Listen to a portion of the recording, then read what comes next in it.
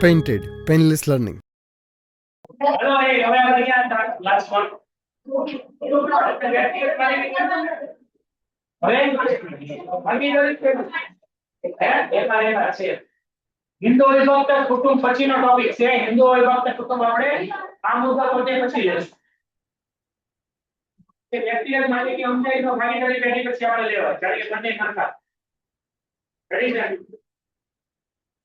તો આપણે ભાગીદારી પેઢી હવે સૌથી પહેલા ઓછા કેટલા વ્યક્તિ ઓછા બે વ્યક્તિ આપણે સૌથી પહેલા લક્ષમાં લીધા એટલે આમાં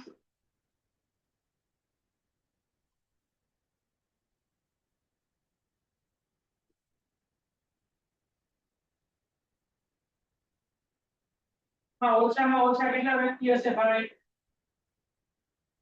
બે વ્યક્તિ હશે એટલે ઓછામાં ઓછા આપણી પાસે બે વ્યક્તિ હોય ત્યારે આપણે ભાગીદારી કરી કહેવામાં આવે છે બે થી વધારે લોકો એમાં જોડાયેલા તો વેપારી વાણિજ્યનો વિસ્તૃત જેમ જેમ વ્યક્તિગત માલિકીની મર્યાદાઓ વધી વ્યક્તિગત માલિકીની મર્યાદાઓ ઘણી બધી છે આપણને ખબર બરાબર છે એ મર્યાદાને દૂર કરવા માટે શું આવે આપણું ભાગીદારી પેઢી તો જેમાં વેપાર માટે આપણે વધુ મળી કાર્ય શિક્ષણ શક્તિ જોખમ ઉઠાવવાની મર્યાદા આ બધી ભાગીદારી પેઢીનો ફાયદો છે એટલે આ બધી વસ્તુ વ્યક્તિગત માલિકીનો ગેરફાયદો છે વ્યક્તિગત માલિકીનો પહેલો ગેરફાયદો શું હતો ઓછી મૂડી હતી બરાબર છે એમાં વધુ મૂડી કરવી એટલે પોસિબલ નથી કાર્યરત વહીવટ પોસિબલ નથી તમે જોખમ ઉઠાવવાની ક્ષમતા પણ યોગ્ય નથી એટલે ત્રણેયને દૂર કરવા માટે આપણે ભાગીદારી પેઢી અહીંયા ઉપયોગ કરીએ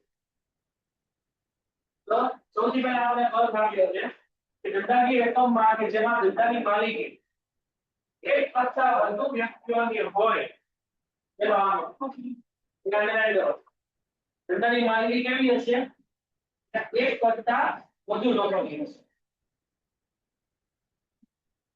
એક કરતા વધુ લોકોની હશે એવી રીતે સંચાલન પણ બધા વતી કોઈ એક કરતા વધુ વ્યક્તિ બીજો એ રીતે કરો બધાના બધી એક અથવા એક કરતા વધુ ભાગીદાર હોય એમાં આપણે સંચાલન કરવામાં એક કરતા વધુ લોકો ભેગા મળીને કામ કરતા આ બધાથી એક કરતા વધુ બે માં હોઈ શકે તો મિનિંગ એવો છે કે બધા લોકો એક સાથે કામ કરશે નહીં બરાબર ઉદાહરણ તરીકે આપણી કંપનીમાં 20 ભાગીદાર હોય તો 20 કંપનીમાં એક હારે કામ ન કરે એક કરતા વધારે બે પાંચ લોકો અથવા એક હોય એના વચ્ચે કામ કરે તો ભાગીદારી કાયદો 1932 માં આવેલો છે એટલે અહીંયા રાઉન્ડ કાઢો ભાગીદારી કાયદો એ ક્યારે આવેલો છે આપણો 1932 પાર્ટનરશિપ એક્ટ 1932 એટલા જેમાં આપણે કીધું છે કે ભાગીદારી કેમ વ્યક્તિઓ વચ્ચેનો સંબંધ જેમાં બધા દ્વારા અથવા બધા વતી કોઈ એક વ્યક્તિ ધંધા ચલાવે છે અને બધા લોકો એનો નફો મેળવે છે અહીંયા તે કહે છે કે બધા દ્વારા કે બધા કોઈ એક દ્વારા એ ધંધો ચલાવવામાં આવે બધા વચ્ચે આ નફો મેળવવાનો હોય જેને ભાગીદારી કહીએ છીએ આપણી પાસે 20 લોકો છે ભાગીદારી પેઢી પર તો 20 લોકો કંપનીમાં કામ નહીં કરે કેનો મુદ્દો અહીં 20 માંથી બે પાંચ લોકો કામ કરશે તો મીનિંગ શું છે બધા વતી અમુક લોકો અથવા એક વ્યક્તિ જે કાર્ય કરે અને એમાંથી જે નફો થાય બધા વચ્ચે વેચવા માટે આપણે એક કરાર કરીએ ભાગીદારી કરાર કહેવામાં આવે અને પેઢી આવે ભાગીદારી પેઢી કહેવામાં લક્ષણો જોઈએ સૌથી પહેલા કરારજન્ય સંબંધ કરારજન્ય સંબંધ એટલે શું થશે અહીંયા તમને 20 ભાગીદાર છો ને તે કોઈ કાકા મામાના છોકરા નથી બધા ભેગા આપણે બધા ત્યાં છે બિઝનેસ કરવા માટે ક્યાં એટલે બિઝનેસ થી આપણો સંબંધ જોડાયો છે દાખલા તરીકે તમે મારી કંપનીમાં 15 લાખનું રોકાણ કર્યું હોય તો હું કેમ એમ કહું કે આ ભાઈ અમારા ધંધાના ભાગીદાર છે હું એમ ન કહું કે આ અમારા માર્કેટ ત્યાં આપણો સંબંધ કેવો હશે કૌટુંબિક સંબંધ હશે એ સંબંધ કેવો હશે કરાર વાળો સંબંધ એટલે એગ્રીમેન્ટ વાળો રિલેશન જ્યાં સુધી આપણે એકબીજા સાથે બિઝનેસ કરીએ છીએ ત્યાં સુધી આપણા વચ્ચે એક રિલેશન રહેશે બાકી આપણે છુપાટું સીધો રિલેશન રહેશે નહીં ભાગીદારી કરાર મુજબ અસ્તિત્વમાં આવે છે આ કરાર લેખિતમાં મોટી હોય છે ભાગીદારના વર્તનમાંથી ઊભી થતી સમજણ પણ ભાગીદારી અસ્તિત્વમાં આવે છે લેખિત કરાર એ હિતાવહ છે એ આને કરો લેખિત કરાર આપણો કેવો છે ભાઈ ઓપ્શનલ એ આને કરજો લેખિત કરાર આપણો કેવો છે હિતાવહ એટલે ઓપ્શનલ ઓપ્શનલ નો મીનિંગ શું થાય કે ભાઈ તમે કરાવો તો સારું બાકી ન કરાવો તો પણ એવી કઈ પ્રોબ્લેમ નથી અહીં આપણી પાસે કરાર બે પ્રકારના હશે આપણી પાસે જે કરાર હશે ને કરાર બે પ્રકારના છે એક આપણી પાસે હશે લેખિત લેખિત હશે આપણી પાસે મૌખિક લેખિત કરાર છે ને એ આપણો કેવો છે એ જરૂરી છે પરંતુ ફરજિયાત નથી આવું લખવાનું છે લેખિત કરાર કેવો છે જરૂરી છે પરંતુ ફરજિયાત નથી તો મીનિંગ શું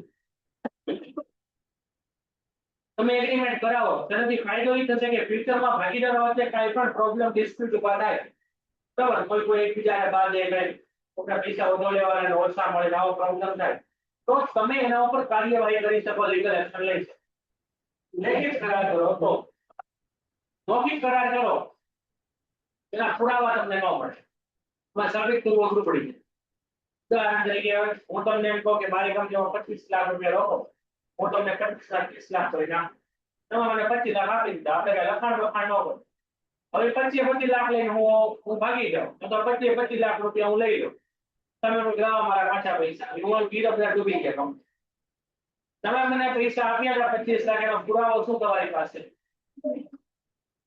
તમે મને પૈસા આપ્યા હતા 25 લાખ એનો પુરાવો શું કાંઈ સાબિતી થશે નહીં એનો જે લેખિત કરાર હશે ને લેખિત કરારમાં આપણને શું જોવા મળે છે કે આમાં સાબિતી થઈ શકે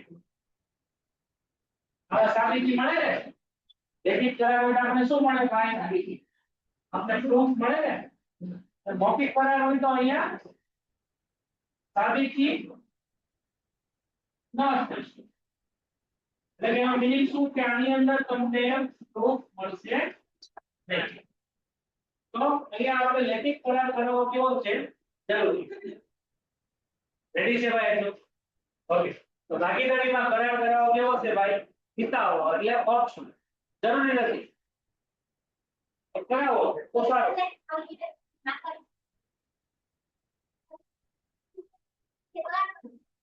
પણ આપણે લખાણ કરેલું હોય કે ભાઈ હું તમને 25 લાખ રૂપિયા તમારા બિઝનેસ કરો એવું આપણે લખાણ કરેલું હવે હું ભવિષ્યમાં એમ કહું મને પૈસા મળ્યા જ નથી તમે હું કહો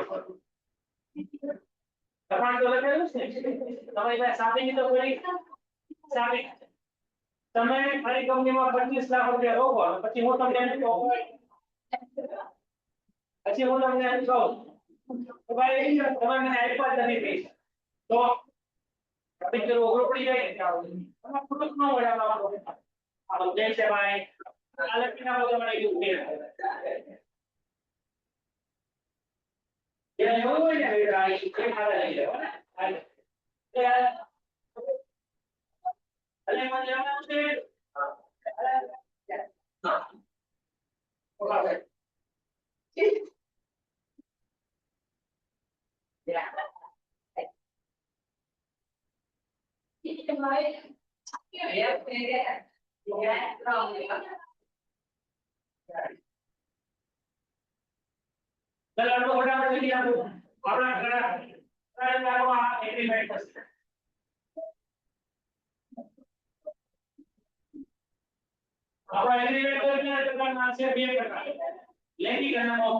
લેખિત કરાર કરો એ ભાગીદારી પેઢીમાં ફરજિયાત નથી પરંતુ કેવું છે હિતાવહ બરાબર ફરજિયાત નથી આ કેવું છે હિતાવહ એટલે તમારા હિત માટે એટલે આનાથી તમે સાબિત કરી શકો છો એટલે મૌખિક કરાર કરો તો સાબિત કરવાનું પેન્ટેડ એપ્લિકેશન ધોરણ 6 થી 12 ના વિદ્યાર્થીઓ માટે અપડેટ થઈ ચૂકી છે આ એપ્લિકેશનમાં શું છે બધા જ વિષયના વિડિયોઝ છે ગુજરાતની બેસ્ટ ફેકલ્ટી દ્વારા લાઈવ લેક્ચર્સ છે આઈએમપી પ્રશ્ન છે ટેસ્ટ સિરીઝ છે અને ગુજરાતના તમામ વિદ્યાર્થીઓ સાથે તમે તમારી કમ્પેરિઝન કરી શકો છો ગેમિફિકેશન છે અને બીજું ઘણું બધું તો તમે એપ્લિકેશન ડાઉનલોડ ન કરી હોય તો ડિસ્ક્રિપ્શનમાં લિંક આપી છે હમણાં જ પ્લે સ્ટોર ઉપર જાઓ અને એપ્લિકેશન ડાઉનલોડ કરો ઘરે બેઠીને સરસ મજાનું ગુજરાતની જોરદાર ફેકલ્ટી સાથે ભણો, સારા માર્ક્સે પાસ થાઓ.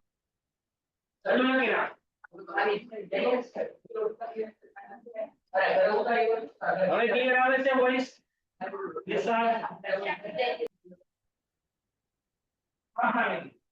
યાદ કરો, સ્થાપના વિધિનો મુદ્દો મેં તમને વ્યક્તિગતમાં લખાયો. વ્યક્તિગત માલિકીની સ્થાપના વિધિ કેવી? સૌથી સરળ. કેમાં આપણે જ સ્થાપના આપણે કેમ પૂછવા જવાનું? ભાગીદારી માટે 5 જણા હોય તો આપણે બધાને ભેગા થઈને સ્થાપના કરશું. વ્યક્તિગત માલિકી ભાગીદારી સ્થાપના વિધિ થોડી અઘરી, પરંતુ કંપની કરતા અઘરી. કંપની સ્થાપના વિધિ સૌથી અઘરી હોય. બરાબર, વ્યક્તિગત માલિકીની સેલિંગ ભાગીદારી થોડી અઘરી અને કંપનીની સૌથી અઘરી. કારણ કે આની સ્થાપના વિધિમાં આપણે એગ્રીમેન્ટ કરવાનો હોય, ભાગીદારીનો કરારનામું, જેને પાર્ટનરશિપ ડીડ કહેવાય. વ્યક્તિગત માલિકી માટે આપણે કોઈને મળતા જ નથી, એટલે ડીડની કઈ જરૂર નથી. તો ભાગીદારી પેલી સ્થાપના વિધિ ખૂબ જ સરળ છે. કાયદાની વ્યક્તિગત માલિકી આમાંથી પસાર થવું પડતું નથી. હવે અહીંયા એક છે પોઈન્ટ તમે પૂછો, અહીંયા પસાર થવું પડતું નથી. અહીંયા છે તમે સ્ટાર કરી લખો.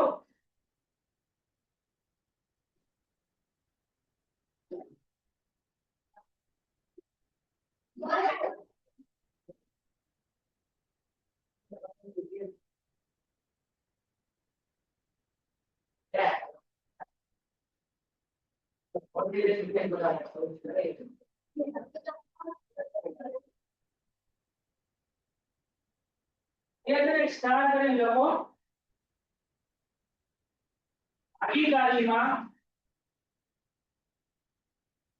ભાગીદારી કરારનામું. આપણે અંગ્રેજીમાં કહીશું પાર્ટનરશિપ ડીડ.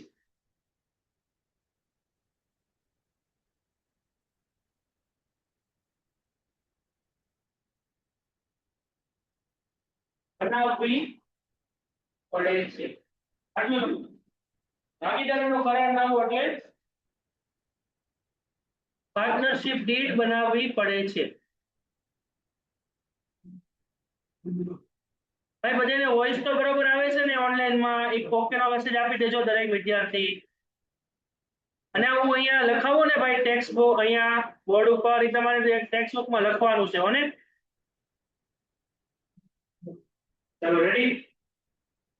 કરારનામું એટલે પાર્ટનરશિપ ડીડ. જ્યારે આપણે 3-4 લોકો ભેગા થઈને બિઝનેસ સ્ટાર્ટ કરીએ ને તો આપણે લખાણ લખાવી લેવું પડે કે ભાઈ આ વ્યક્તિ આટલા રૂપિયા ભર્યા છે, આ વ્યક્તિ આટલા રૂપિયા ભેગા છે, આનું આ રોજ અને કામ કરવાનું છે, નફો તો કેટલા ટકા વેચાશે, કેટલા ટકા વેચાશે. તો આ બિઝનેસ જે પણ આપણે કરીએ એનું એક લખાણ કરવામાં આવે ને ભાગીદારીનું કરારનામું કહેવાય, એટલે પાર્ટનરશિપ ડીડ કહેવાય. જે આપણે આગળ ભણવાનું હજી આવશે. બરોબર રેડી છે? પછી આવ્યું છે આપણે ત્રીજું નોંધણી. જો નોંધણી આપણે જે કરાવવાની હોય ને ત્યારે આપણે એને તૈયાર કરાવવાનું રજિસ્ટર ફોર્મ એક આપણે ભરવાનું. નોંધણી અધિકારી જ્યારે પણ ભાગીદારી તમે કરો ત્યારે જે તમે ભાગીદારીનું કરારનામું કરો ને નોંધણી કરાવવાની. પરંતુ ભાગીદારીનું કરારનામું કેવું છે? હિતાવહ છે. તમે કરાવો તો તમારા માટે સારું. તો અહીંયા પહેલો નોંધણી કરાવવી ફરજિયાત નથી ભાઈ. અહીંયા ફરજિયાત નથી, પરંતુ કેવી છે ભાઈ? તમે આ ઉપર લખો હિતાવહ છે. હિતાવહ છે. લખ્યું છે? હા લખ્યું છે. તો નોંધણી ભાગીદારની નોંધણી અધિકારી પાસે કરાર મુજબ કરવામાં આવે છે. ભાગીદારી કરાર. ભાગીદારી કરાર એટલે શું થાય? આપણા ભાગીદારી કરાર એટલે શું થાય બોલો? હમણાં આને અંગ્રેજીમાં શું કહેવાય? Partnership did. બરોબર ને? અને ભાગીદારની સહી. જો અહીંયા આપણે બે પ્રકારની મુદ્દા આપેલા છે. સૌથી પહેલા એક આપણે આ બધાને આપણે ખબર છે. શું ખબર છે? ઓછામાં ઓછા કેટલા લોકો હશે? બે. એ બધાને ખબર જ છે. ભાગીદારીમાં ઓછામાં ઓછા 2 વ્યક્તિ હોય. 2013ના કાયદાની ધારા પ્રમાણની 464 ની કલમ મુજબ ભાગીદારી પેઢીમાં ભાગીદારોની સંખ્યા 100 થી વધુ નહીં કેવી રીતે સરકારશ્રી નક્કી કરે તે મુજબ હોવી જોઈએ. અને હાલમાં કંપની ફોર્ચ્યુનર અધિનિયમ મિસલેનિયસ રૂલ ઓફ 2014 ની સરકાર મુજબની મહત્તમ સંખ્યા 50 નક્કી કરેલ છે. તો અહીંયા આપણે કાંઈ નથી કરવાનું, આપણે નોંધ લખી નાખવાની છે.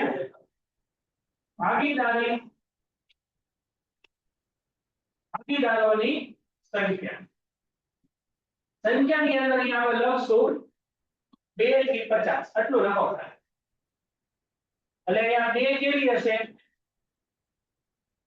ઓછામાં ઓછી અને 50 કેવી હશે વધુમાં ઓછી એટલે એટલું લખી નાખો અહીંયા ઉપર આપણે જે ભાગીદારોની સંખ્યા લખ્યું છે ને એની બાજુમાં આપણે લખી નાખો ભાગીદારોની સંખ્યા 2 થી 50 એટલે ઓછામાં ઓછી 2 વધુ 50 એટલે 100 આપણે નથી લેતા કારણ કે આપણે મિસલેનિયસ રૂલ પ્રમાણે આપણે અહીંયા ચાલશું એ છેલ્લો રૂલ છે મિસલેનિયસ રૂલ એટલે કે કંપની કેમ ચલાવે એને લગતા છે બધા નિયમો આપેલા અને આ છે આપણો કંપની એક્ટ 2030 આની અંદર આપણે આ કંપનીની માહિતી આપે એ પ્રમાણે 100 મિસલેનિયસ પ્રમાણે 50 આપણે આ યાદ રાખશું 2 થી 50 ભાગીદાર ઓછામાં ઓછા કેટલા હોય 2 એટલે વધુમાં વધુ 50 એડિશન લો ઓકે કોઈ સજી નથી આવતો ભાઈ ક્લિયર ભાગીદારીનો હેતુ બરાબર અહીંયા આપણે આપ્યું છે ઉદ્દેશ્ય ઉદ્દેશની બાજુમાં આપણે લખશું હેતુ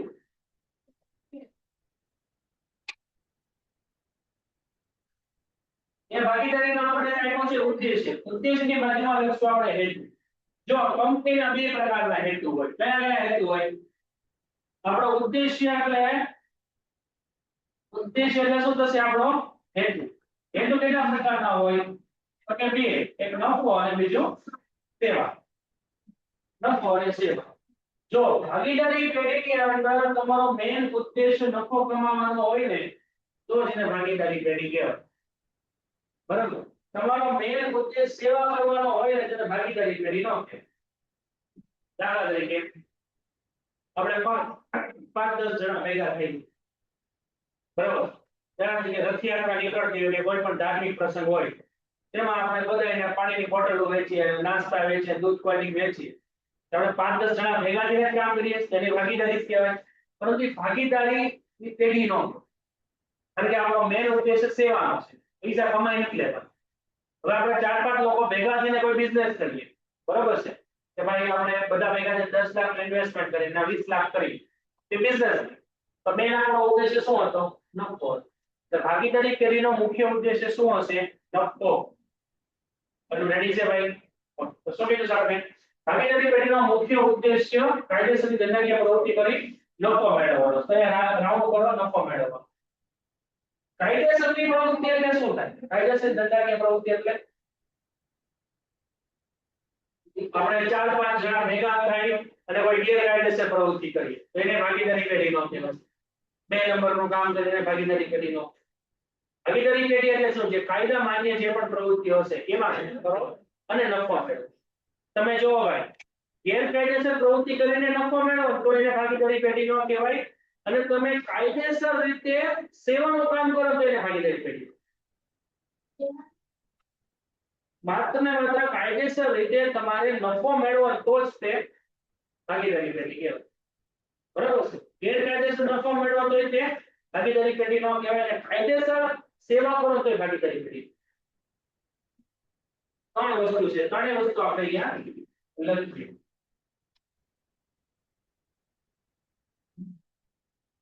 જો આપણે અહીંયા સૌથી પહેલો મુદ્દો આવ્યો છે કે ભાઈ આપણી પાસે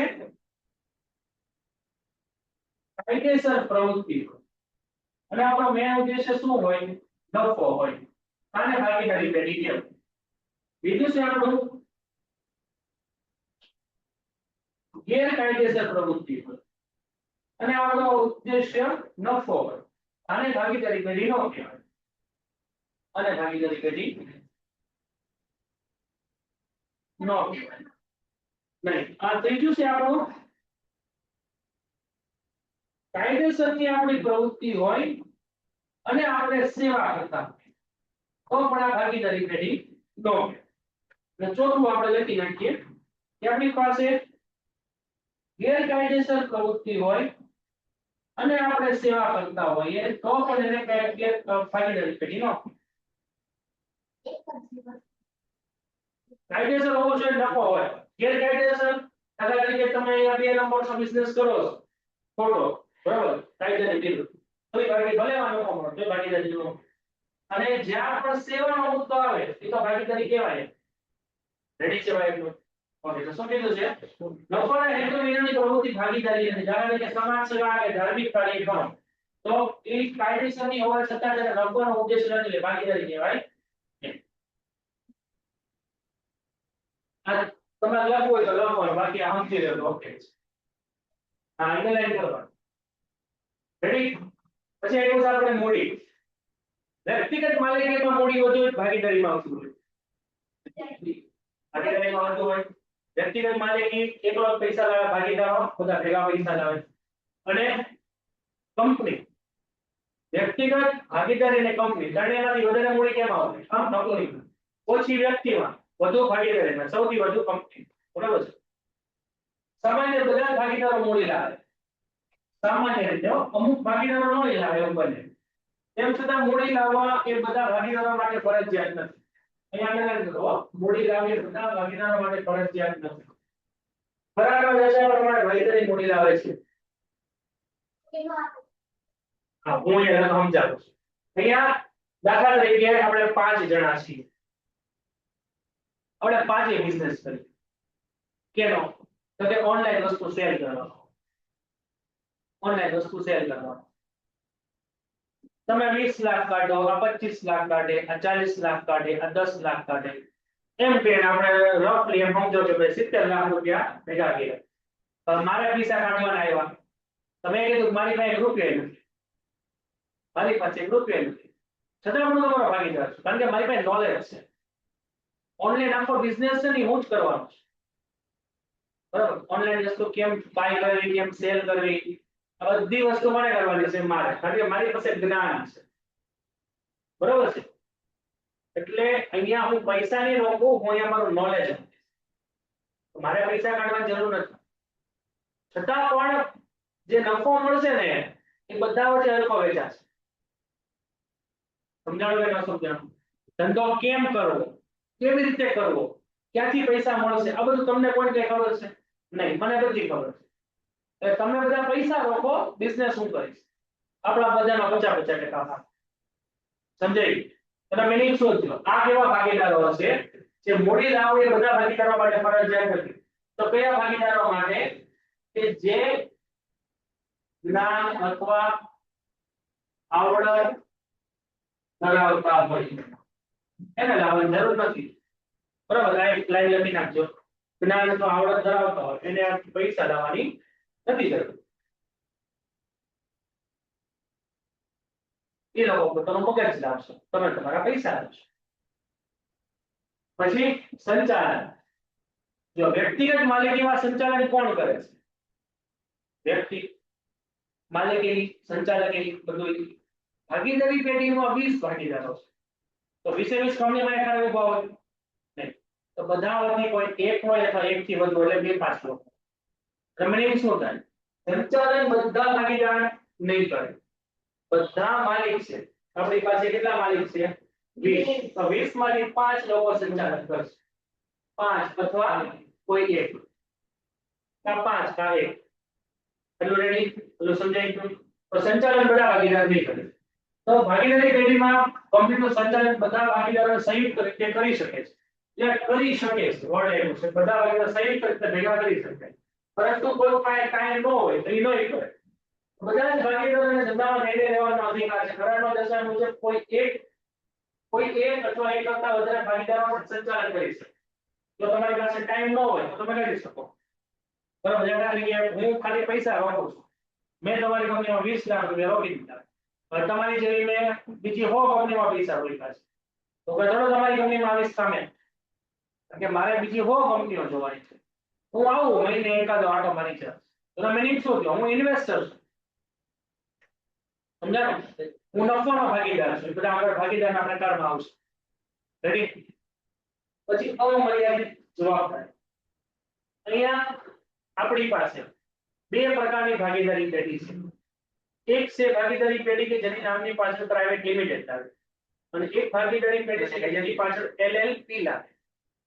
બરાબર? દાખલા તરીકે આપણી પાસે પેલી ભાગીદારી પેઢી છે જેનું નામ છે આરાધના કેમિકલ્સ પ્રાઇવેટ લિમિટેડ. અને બીજી આપણી પાસે છે આરાધના કેમિકલ્સ LLC. LLC એટલે શું થશે અહીંયા? Limited liability partnership. એમાં દરેક ભાગીદારની જવાબદારી કેવી હશે? તેણે જેટલા પૈસા રોક્યા છે એટલી. દાખલા તરીકે કંપની કેટલા રૂપિયાની છે આખી? આપણી આ આરાધના કેમિકલ્સ LLC તો કે સમજો કે ભાઈ 100 કરોડની છે. બરાબર, 100 કરોડમાંથી આ વ્યક્તિએ કેટલા રૂપિયા રોક્યા છે? 1 કરોડ. તો આખી કંપની ડૂબી જાય ને તો એને કેટલા ચૂકવવાના? ખાલી 1 જ કરોડ. એને કહેવાય LLC, લિમિટેડ લાયબિલિટી પાર્ટનરશિપ. ને કદાચ એની અંદર 50,000 રૂપિયા રોક્યા હોય ને તો આખી કંપની ભલે 100 કરોડની હોય, મારા ખાલી 50,000 ની જવાબદારી આવે, મારી ઉપર કોઈ બીજી જવાબદારી ન આવે.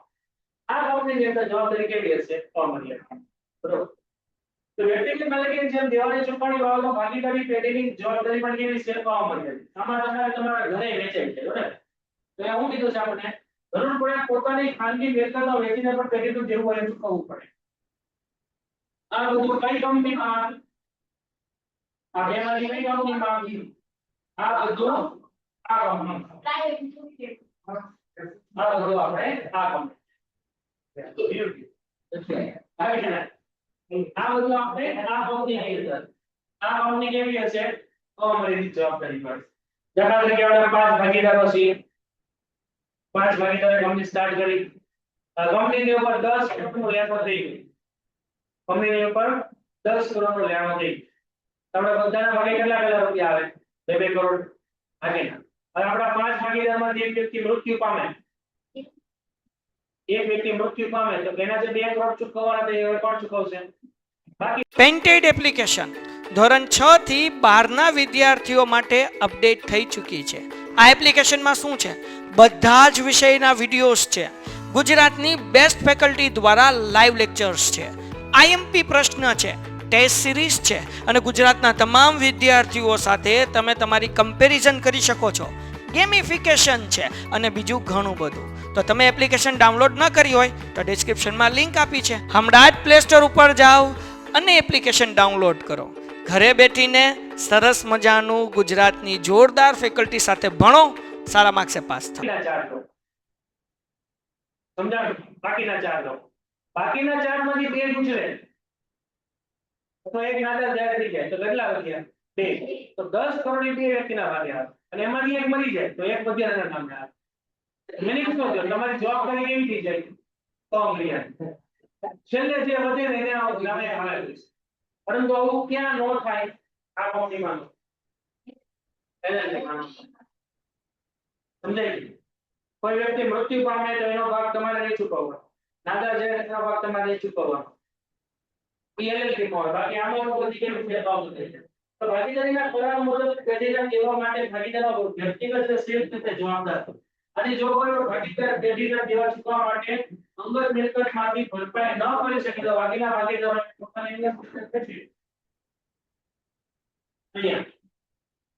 કોઈ પણ ભાગીદાર જે કોઈ એક ભાગીદાર પોતાની અંગત મિલકત વેચવામાંથી ભરપાઈ ન કરી શકે ને તો બાકીના ભાગીદારો પૈસા આપવાના હોય ને. અને આ જવાબદારી કેવી હશે? અમર્યાદિત. સમજાય છે?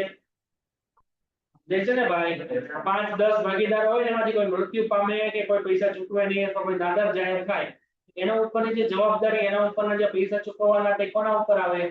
બાકીના ભાગીદાર. તમારી જવાબદારી કેવી થઈ જાય? અમર્યાદિત. પરંતુ આવી કોઈ કંપની બને ને કે જે નામની પાસે LLP લખવામાં આવે તો એમાં એવું ન થાય. આ તમારા સિલેબસમાં નથી, તમારા નોલેજ. પછી એવું છે કે માલિકીની ફેરબદલી. માલિકીની ફેરબદલી એટલે આપણે 5 ભાગીદારો છીએ ભાઈ. એ જણાવો 5 ભાગીદારો છીએ. આપણે કંપનીના માલિક કેટલા છે? 5. હવે આપણે બધાએ છે ને 10-10 કરોડ રૂપિયા ભેગા. આપણે 100 કરોડ રૂપિયા થઈ ગયા, સોરી 50 કરોડ થઈ ગયા. હવે આની અંદરથી બિઝનેસ આપણે કરીએ છીએ. હવે તમે ચારે ભળી ગયા છો અને મારી હારે આડા હાલો છો. બરાબર? એટલે આપણે બધાને મતભેદ થાય. એટલે હું શું કહું કે ભાઈ મારે તમારે ધંધો કરવો નથી એટલે મને છૂટો કરજો. તો હવે હું તમારી કંપનીમાંથી નીકળી જાઉં. હવે તમે કેટલા બચ્યા? 4. તો હવે તમે શું કરો, મારી જગ્યાએ કોઈ બીજા વ્યક્તિને લઈ આવો. તો હવે માલિકીની ફેરબદલી થઈ ગઈ. પહેલા હું માલિક હતો, એની જગ્યાએ કોઈ બીજો આવી. સમજાણું કે નહીં ભાઈ? આ ભાગીદારી પેઢીની અંદર માલિકીની ફેરબદલી થાય. એટલે પેલા આપણે 5 જણ જ્યારે આપણો એગ્રીમેન્ટ બનેલો હતો ભાગીદારીનો કરારમાં, તો હું નીકળું એટલે કરારનામું કેવું થઈ જાય? રદ. નવા વ્યક્તિ આવે છે પછી નવું કરારનામું. સમજાઈ ગયું ભાઈ? તો ભાગીદારી પેઢીમાં માલિકીની ફેરબદલી સરળ નથી, કારણ કે એમાં ઘણા બધા ડોક્યુમેન્ટ જોઈએ. તમે કરારનામું કીધું ને, એના તમારે ઘણા બધા એગ્રીમેન્ટ કરવાના. તમે 12મા ધોરણમાં આવશો ને ભાઈ, 12મા ધોરણમાં આવશો ને ત્યારે તમારે એકાઉન્ટ આવશે વિષય. એકાઉન્ટ ની અંદર 2 ભાગ આવશે. અત્યારે કેટલા છે? એમાં એક ભાગ છે ને એની અંદર 2 ચેપ્ટર છે, ભાગીદારનો પ્રવેશ અને ભાગીદારની નિવૃત્તિ. બીજા ભાગ કયો? ભાગીદારનો પ્રવેશ અને ભાગીદારની નિવૃત્તિ. એ ભાગીદાર પ્રવેશ થાય તો એના દાખલા આવશે, અને કોઈ ભાગીદારની નિવૃત્તિ અથવા છૂટો થાય એના દાખલા. એટલે એમાં તમારે આપણો દાખલો કરીને આખી કંપનીનો હિસાબ તમારે મેળવવાનો આવશે. આવક, જાવક, નફો, ખોટ, એ બધું કેવું છે અઘરું. તમે 12મા ધોરણમાં જોઈ લેશો. બધા જ ભાગીદારોની સંમતિ વગર કોઈ પણ ભાગીદાર પોતાનો ભાગ બીજા દફતરમાં બદલી શકે નહીં. ત્યાં લેશો. બધા કેવા થવા જોઈએ? અહીંયા સહમત થવા જોઈએ. તો જ તમે પોતાનો ભાગીદારનો જે પોતાનો પાર્ટ છે બીજાને મોકલી શકો. આપણે 5 જણામાં જેવું એમ મારી કંપનીમાંથી નથી રહેવું, હું છૂટો થઈ જાઉં છું. જ્યારે એથી થવા જોઈએ. તમે ના પાડો હું લેવા.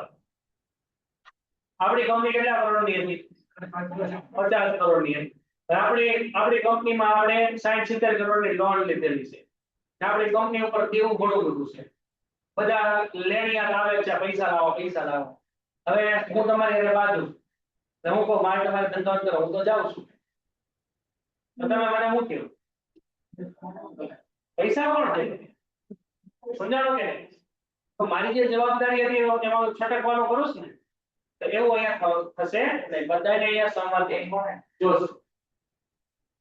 લોકો ભાગીદાર બધા ભાગીદાર સહમતિ વગર હિસ્સામાંથી ફેરબદલી કરે તો કોઈ પણ ભાગીદારી પેઢીનો વિસર્જન કરવામાં આવશે. વિસર્જન એટલે કાઉન્સમાં લખો ભાગીદારી પેઢીનો અંત.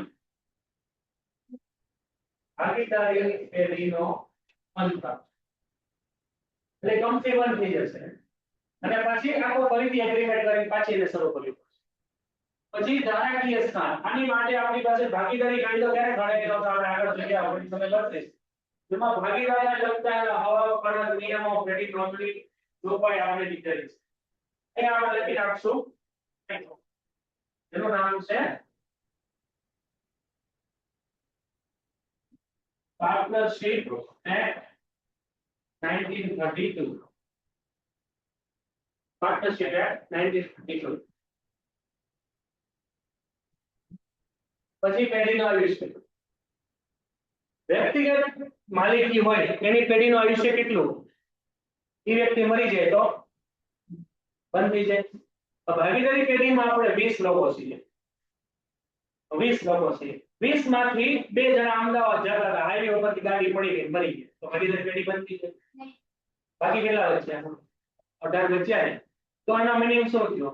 બધા ભાગીદાર મૃત્યુ પામે ને તો ભાગીદારી પેઢી બંધ થાય. અથવા આમાંથી કોઈ પણ વ્યક્તિ ભાગીદાર પછી છૂટો થાય એટલે ભાગીદારીનો વિસર્જન થાય. એટલે ભાગીદારી પેઢી આપણે બંધ કરવી પડે, અને જે છૂટો છે એનો હિસાબ અલગ કરી નવી સત્યામાં એગ્રીમેન્ટ કરવો પડે. નવી ભાગીદારી પેઢી. પહેલા આપણે 5 પાર્ટનર હતા, આપણી પાર્ટનરશિપ હતી. હવે હું અને આ 2 નીકળી જાય, 3 બચ્યા, તમારી જગ્યાએ અમારી જગ્યાએ બીજા 2 આવે, તો 5 તમે નવા થયા ને. તો આપણી જૂની ભાગીદારી હતી જે કરાર એ રદ થઈ ગયો. તમે 2 નવા એટલે નવો કરાર બનાવશો. સમજાણું? આનો આયુષ્ય ક્યાં હોય? જ્યાં સુધી બધા ભાગીદારો છે ત્યાં સુધી. બધા એક હારે બે જાય તો 20 ભાગીદારો છે. 20 બસમાં જતા હતા અને બસ પડી ગઈ. એ વસ્તુ આપણી અલગ છે, વારસદારી. એમ સમજો તો કોઈ વ્યક્તિ હોય તો અંત આવશે. મિનિંગ શું થાય? વ્યક્તિગત માલિકી કરતા ભાગીદારી પેઢીનું આયુષ્ય વધુ કે ઓછું? વધુ, કારણ કે એમાં લોકો વધારે છે. રેડી? ભાગીદારી પેઢીનું આયુષ્ય કેવું છે? મર્યાદિત. અહીંયા મર્યાદિત એટલે કે કાઉન્સમાં સ્ટાર ને લગભગ કંપની કરતા ઓછું, કંપની કરતા ઓછું. એનો મીનિંગ શું થયો? અહીંયા આપણી પાસે વ્યક્તિગત માલિકી હોય તો આયુષ્ય કેવું હશે ભાઈ? સૌથી ઓછું. પછી ભાગીદારી હશે તો વધુ, અને કંપની હશે તો સૌથી વધુ. કારણ કે આમાં કેટલા લોકો છે? આમાં એક જ વ્યક્તિ છે સૌથી ઓછું. આમાં માનો કે 20 લોકો છે, આમાં કેટલા હશે? તો કે આમાં તો કે 1 લાખ લોકો છે. 1 લાખ ને આ તો 10 લાખ લોકો છે. 10 લાખ લોકો છે. તેનું આયુષ્ય કેવું હશે? ઓછું.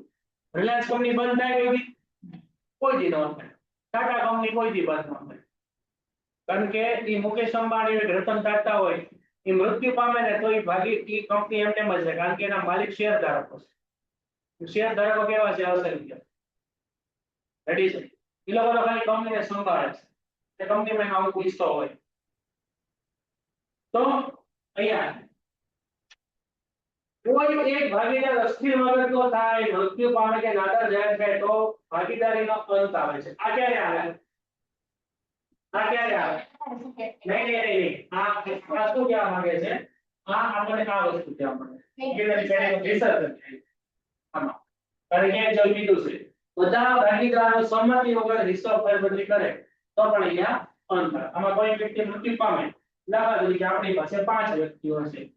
5 માંથી અહીંયા એક વ્યક્તિ છે મૃત્યુ પામી ગયો. કેટલા બચ્યા? 4. હવે 4 વ્યક્તિ પછી શું કરશે? પ્લસ હજી એક લાવશે એટલે હવે 5 થઈ ગયા. આ 5 કેવા થઈ ગયા? નવા. આ 4 થઈ ગયા કેવા થઈ ગયા? જૂના. તો જૂની ભાગીદારી પેઢીનો અંત આવશે, નવી ભાગીદારી પેઢી બનશે. રેડી છે. તો બાકીના ભાગીદારો સર્વસંમતિથી સંબંધિત ભાગીદારોના ભાગની વહેંચણી અંતર્ગત અથવા નવા ભાગીદારના પ્રવેશ દ્વારા કરે છે. નવો ભાગીદાર આવે એટલે પછી નવી ભાગીદાર. આમ ભાગીદારીનો અંત આવે છે, પરંતુ ઘણીવાર ભાગીદારી પેઢીનો વિસર્જન થતું નથી. જો અહીંયા એને શું કહેવા માંગે છે? અહીંયા ખાસ અંડરલાઈન કરજો. અહીંયા આપણે ભાગીદારી પેઢીનો અંત આવે તો ભાગીદારી પેઢીનો વિસર્જન ન થાય. આ લાઈન શું કહેવા માંગે છે? આ લાઈન શું કહેવા માંગે છે? લાસ્ટ લાઈન આપણે કેટલા લોકો છીએ? નવો ભાગીદાર આપ્યો હોય તો એક પૈસા હું અહીંયા જો તમને એક આ પોઈન્ટ સમજાવી દઉં કે શું આપણી કંપનીનું પહેલા નામ કયું છે? ઓકે,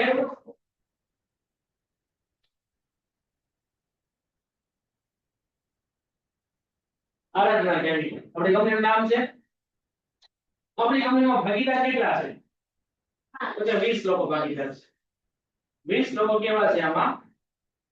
ભાગીદાર. એટલે આ લોકો કંપની નામ શું છે ભાઈ? માલિક. હવે આ 20 ભાગીદાર છે. આ કંપની કેટલા વર્ષ થયા? તો કે આ કંપનીને અત્યારે તો કે 7 વર્ષ. હવે કંપની હજી હાલે છે, કંપનીમાં પ્રોડક્શન ને બધું ચાલે છે. હવે આ 20 માંથી એક ભાગીદાર છે ને એ મૃત્યુ પામે, અને અહીંયા એક ભાગીદાર છે ને એ તો કે નાદાર જાહેર થાય. એટલે આમાંથી મીનિંગ શું થયો? ત્યાં 2 ભાગીદારો નીકળશે કંપનીમાં. બરાબર છે? એટલે બચશે કેટલા? 18 બચશે. તો આ વ્યક્તિ જેમાં નીકળે એટલે એનો મીનિંગ શું થાય? એનો મીનિંગ એવો થાય કે ભાગીદારીનું શું થઈ ગયું? અંત આવી ગયું. ભાગીદારી અંત આવી ગઈ ને, 2 નીકળી ગયા, 18 બચ્યા.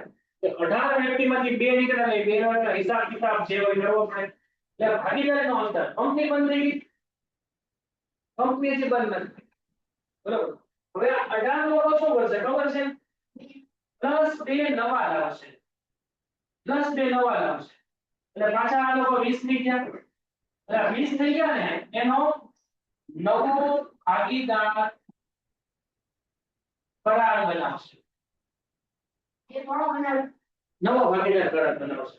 કારણ કે અહીંયા જૂનો ભાગીદારનો કરાર અંત આવી ગયો, એ નીકળી ગયા છે. તો 18 + 2 એટલે નવો ભાગીદારનો કરાર બન્યો. નવી ભાગીદારી પેઢી પાછી શરૂ થઈ નવા લોકો સાથે. કંપની શરૂ છે કે બંધ છે? કંપની શરૂ છે. હજી આ 20 માર્કની સમજો કે 10 લોકો મરી છે, બાકીના 10 લોકો કંપની સંભાળશે, છેલ્લે 2 વર્ષ સુધી સંભાળશે, બાકીના 18 ની ગોતી આવશે, કંપની બંધ રહી જાય. કંપની બંધ ક્યારે થાય મને સિમ્પલ કહો. બધા મૃત્યુ પામે કે બધા ભેગા થઈને કંપનીને બંધ કરે તો કોઈ વ્યક્તિ મૃત્યુ પામે છૂટો થાય એની જગ્યાએ કોઈ નવું આવે એ બધું વહીવટ હાલ્યા જ કરે, આમ જેમ હાલ્યા જ કરે, કંપની કોઈ બંધ ન. ચલો અહીંયા મિનિંગ એવો છે ભાગીદારીનો અંત આવે. અહીંયા અંત આવી ગયો ભાગીદારીનો, આ નવી ભાગીદારી છે. આમાંથી 2-5 મૃત્યુ પામે છે આનો અંત આવે પછી નવી ભાગીદારી નો એગ્રીમેન્ટ હાલ્યા બંધ શરૂ થયા થાય. પરંતુ ભાગીદારી પેઢીનું વિસર્જન નો, એટલે ભાગીદારી પેઢી વિસર્જન થતું નથી. એટલે અહીંયા આપણી ભાગીદારી એટલે આપણી અહીંયા જે કંપની છે ને ભાગીદારી કંપની એ બંધ થતી નથી. એ બંધ ક્યારે થશે ત્યારે બધા ભાગીદાર ભેગા થઈને બનશે, તો બધા મૃત્યુ પામી શકે, તો સરકાર એને બંધ કરશે કોઈ ગેરકાયદેસર પ્રવૃત્તિમાં. આવા કારણ પરંતુ 2-5 ભાગીદારો કંપનીમાંથી છૂટા થાય, નવા આવે, છૂટા થાય, નવા આવે, એનાથી ભાગીદારી પેઢીને કોઈ ફરક નથી. સોરી, કંપની બરોબર. ભાગીદારીનો ખાલી કરાર આમાં બદલાય. આ મકાન છે બરોબર, આ બિલ્ડિંગ છે. હવે આ બિલ્ડિંગમાં તમે લોકો ભાડે આવીને તમે ભાડે રહ્યા 6-8 મહિના. હવે તમે ભાડામાંથી નીકળી જાઓ તો નવા ભાડુઆત આવે, એ નીકળી જાય તો બીજા આવે. એની જગ્યાએ કોઈ વ્યક્તિ આ બિલ્ડિંગ ખરીદી લે, એ 2-5 વર્ષ રહે, એની જગ્યાએ એ પછી વેચી દે તો નવો વ્યક્તિ માલિક કરે, ભલે ને બિલ્ડિંગ પડી જાય તમે વેચો તો. સમજાય છે કે મેં કેવો છે એગ્રીમેન્ટ ખાલી ચેન્જ થશે, કંપની બંધ નહીં થાય. તો તમે કદાચ આ બિલ્ડિંગ ખરીદો તો તમે માલિક છો, તમે વેચી દો તો બીજા માલિક છે, એ વેચી બીજા માલિક છે. તમે ભાડે રાખો તો તમે ભાડુઆત છો, તમે મૂકી જાઓ તો બીજા આવશે. આ બિલ્ડિંગ નો અંત ક્યારે આવે મને કે? આ બિલ્ડિંગ પડી જાય, ભૂકંપ આવે, સમજાય કે આગ લાગે કે વોટ એવર, કોઈ પણ ઘટના જળચરી થઈ જાય, વોટ સરકાર પાણી ને આને ગેરકાયદેસર જગ્યાએ છે. હા, તો પણ બિલ્ડિંગ નો અંત આવે. સમજાય કે કહેવાનો અર્થ કેમ કંપની ક્યારે આપણી બંધ થશે? ભાગીદારી પેઢી જ્યાં સુધી ભાગીદારો બધા ભેગા થઈને અંત કરે તો સરકાર બધા મૃત્યુ પામે છે. પરંતુ ભાગીદારોમાંથી 2-5 લોકો નીકળે, નવા આવે, નીકળે, નવા આવે, એનાથી કંપની આપણી બંધ થતી. કયા આપણા લક્ષણો બધા પૂરા થાય છે બધા જોઈ લો, સમજીને પૂછો. અને ઓનલાઈનમાં દરેકને સમજાવવું ને તો ઓકેનો મેસેજ આપી દેજો. Painted Painless Learning.